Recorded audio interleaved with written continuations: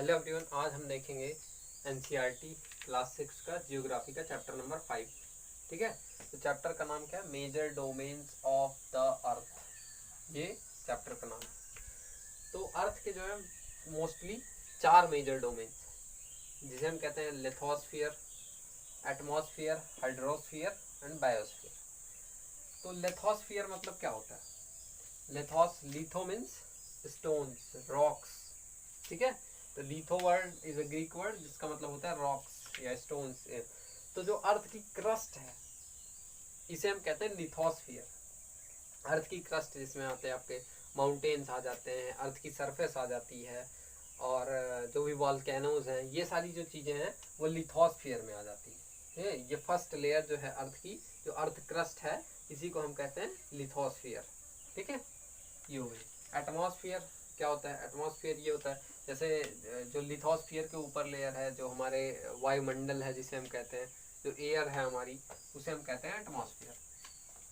Hydrosphere क्या होता है? जो पानी है, जैसे कि ओशंस हो गए, रिवर्स हो गई, और आपके सी हो गए, लेक्स हो गई, तो इसे हम कहते हैं हाइड्रोस्फीयर। और इन्हीं तीनों का जहाँ पे कॉम्पोजिशन मिल जाए, जहाँ पे लिथोस्फीयर भी हो, एटमॉस्फेयर भी हो और हाइड्रोस्फीयर भी हो, उसी को हम बायोस्फीयर कहते हैं। और यहाँ पे लाइफ एग्जिस्ट करती है बायोस्फीयर में।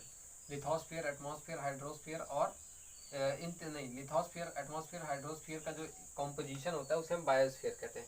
और बायोस्फीयर में क्या होती है? जो दो इम्पोर्टेंट गैसेज होती हैं जहाँ पे लाइफ को एग्जिस्टेंस करने के लिए बहुत ज़रूरी होती हैं, और मेजर दो गैसेज ऑक्सीजन, नाइट्रोजन, ये पाई जाती है यहाँ पे। साथ ही साथ कार्बन डाइऑक्साइड पाई जाती है, बहुत सारी गैसेस पाई जाती है। जो लेकिन मेजर है वो है ऑक्सीजन और नाइट्रोजन। नाइट्रोजन प्लांट के ग्रोथ के लिए इंपॉर्टेंट होती है, ऑक्सीजन ह्यूमन बींग्स के लिए इंपॉर्टेंट होती है। फिर इस चैप्टर में बता रखा है कॉन्टिनेंट के बारे में। तो कॉन्टिनेंट कितने होते हैं? कॉन्टिनेंट मोस्टली 7 होते हैं। Asia, Africa, north America, south America, Antarctica, Europe, Australia, इतने कॉन्टिनेंट हैं, 7 आपको पता होंगे। तो इसको मैंने डिक्रीजिंग ऑर्डर में अरेंज कर दिया एरिया के। कभी कोई पूछ लेता है कि कौन सा कॉन्टिनेंट डिक्रीजिंग ऑर्डर में होगा, तो सबसे पहले एशिया है, सबसे बड़ी, सबको पता है। दूसरे पे अफ्रीका है, फिर नॉर्थ अमेरिका है, फिर साउथ अमेरिका है, फिर अंटार्कटिका है, फिर यूरोप है, और फिर ऑस्ट्रेलिया है। तो ये 7 कॉन्टिनेंट हैं, ये अरेंज हुए हैं एरिया के डिक्रीजिंग ऑर्डर में। तो कभी कभी यूरोप और जो एशिया है, इन दोनों का जो कंपोजिशन है इसे हम कहते हैं यूरेशिया। यूरोप और एशिया का जो कंपोजिशन है इसे हम कहते हैं यूरेशिया। कहीं कहीं बुक्स में लिखा रहता है, तो इसका मतलब यही होता है यूरोप एशिया मतलब यूरेशिया, पूरे यूरोप और एशिया को कहा जाता है। फिर कह रहा है लेयर्स ऑफ एटमॉस्फेयर। तो एटमॉस्फेयर के मोस्टली 5 लेयर्स हैं। तो जो पहली लेयर है वो है ट्रोपोस्फियर, दूसरी स्ट्रेटोस्फियर, तीसरी मेसोस्फियर, चौथी थर्मोस्फियर, पांचवी एग्जोस्फियर। तो टॉपोस्फियर क्या होती है? ये अर्थ के सरफेस से, जो अर्थ की क्रस्ट है, सरफेस, इससे 13 किलोमीटर ऊपर तक जो एवरेज हाइट है वहां तक वो जो होती है, इसे टॉपोस्फियर कहते हैं। वैसे तो इसकी हाइट वेरी करती है, पोल्स पे अलग है और इक्वेटर के पास अलग है, लेकिन जो एवरेज हाइट है वो इसकी होती है वो 0 से 13 किलोमीटर, इसे ये होती है ट्रोपोस्फियर।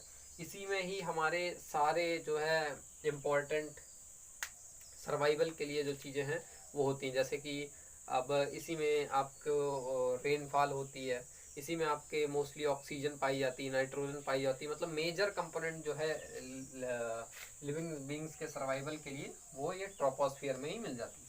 फिर टॉपोस्फियर के ऊपर आती है स्ट्रेटोस्फियर, ये 13 से 50 किलोमीटर तक होती है।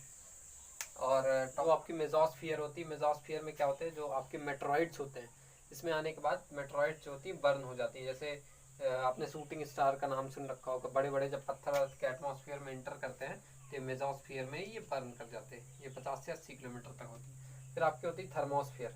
थर्मोस्फियर 80 से 400 किलोमीटर की होती है। ये बहुत इंपॉर्टेंट लेयर होती है। आपने इंटरनेशनल स्पेस स्टेशन का नाम सुन रखा होगा, वो इसी थर्मोस्फियर में ही है। और ये लेयर जैसे जो रेडियो सिग्नल्स होते हैं उनको भी भेजने के लिए इस्तेमाल की जाती है। तो ये बहुत इंपॉर्टेंट होती है, साइंटिफिक पर्पज से ये लेयर बहुत ज़्यादा इंपॉर्टेंट होती है। फिर आती है आपकी एग्जॉस्फियर। ये 400 किलोमीटर तक के बाद की जो वायुमंडल है हमारा, वो होता है एग्जॉस्फियर। तो एग्जॉस्फियर में मोस्टली 2 गैसेस पाई जाती हैं, हाइड्रोजन और हीलियम।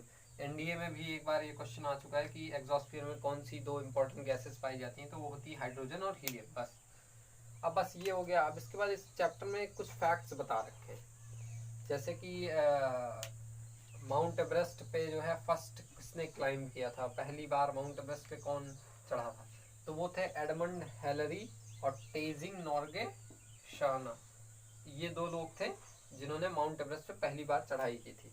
फिर बात हो रखी इंडिया के रिसर्च स्टेशन कौन है अंटार्कटिका में, तो इंडिया का जो रिसर्च स्टेशन है वो मैत्री एंड दक्षिण गंगोत्री, इसका नाम है रिसर्च स्टेशन, जो इंडिया के अंटार्कटिका में।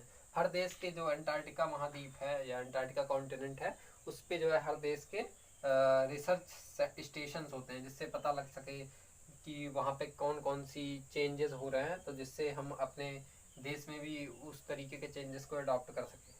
उसके बाद हमारा एंडस, एंडस के बारे में बता रखा है। एंडस दुनिया की सबसे बड़ी माउंटेन रेंज है, इसको बता रखा है इसमें फैक्ट के रूप में। उसके बाद इसमें बता रखा है कि अफ्रीका एक ऐसा कॉन्टिनेंट है जिससे tropic of cancer, tropic of Capricorn और इक्वेटर तीनों पास करते हैं, ये बता रखा है इसमें। तो बस इतना ही है चैप्टर में।